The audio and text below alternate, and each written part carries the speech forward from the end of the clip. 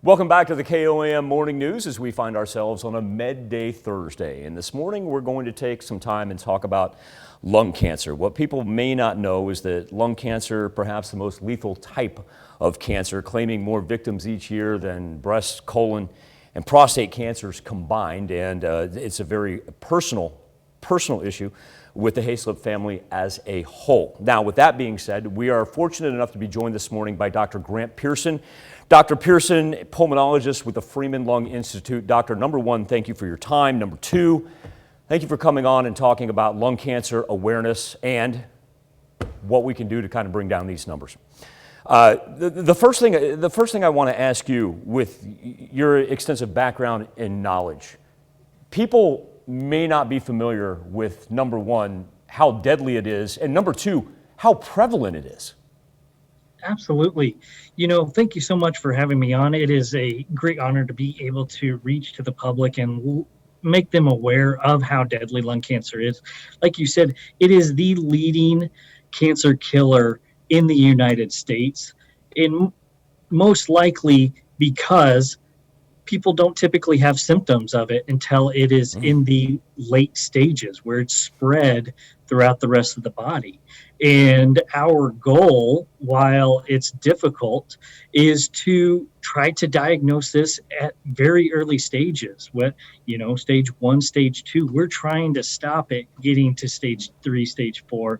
And that's where, as pulmonologists, we while it's a struggle, we keep pushing to do chest x-rays, keep pushing to do CAT scans on those patients that are very high risk. It's very interesting that you bring up early detection, because those other cancers that you and I both named, every other doctor is going to tell us early detection is the key. So I want to focus in on lung cancer here. Is there an age? Is there a lifestyle? At what point in my life do I need to say, hey, it's time for me to start being checked for lung cancer? Are there symptoms I may have?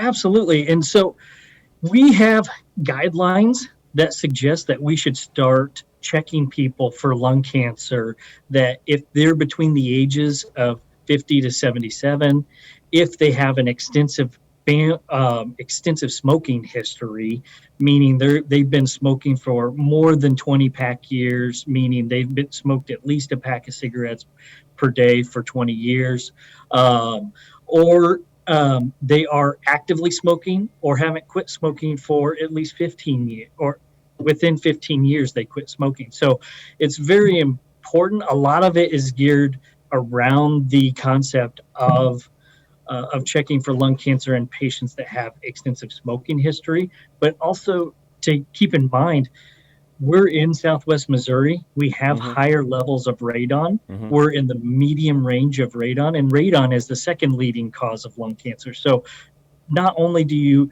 have to have a smoking history, but we need exposures. We need work environment history that may put you at a higher risk. And so symptoms are going to be very mild, maybe shortness of breath, maybe a cough.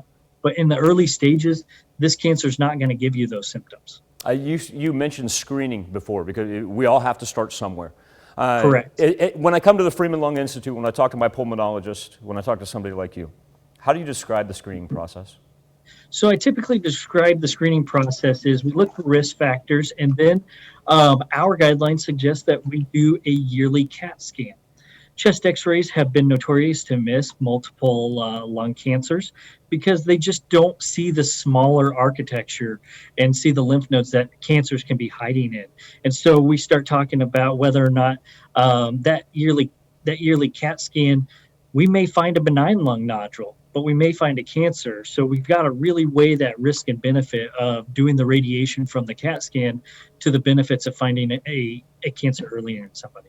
And I tell you what, as we advance and technology becomes better and better, you've got some brand new technology. As a matter of fact, even some robotics at your disposal. Do you have time to stick around with us, come back here just a little bit later and tell us about the Monarch robotic system and how it can help diagnose lung cancer early? Absolutely. Would love to talk about it. Thank you, Doc. Dr. Grant Pearson from the Freeman Lung Institute. Tell you what, we're going to revisit with Dr. Pearson here in just a little bit. We'll be back with more KOAM Morning News right after this.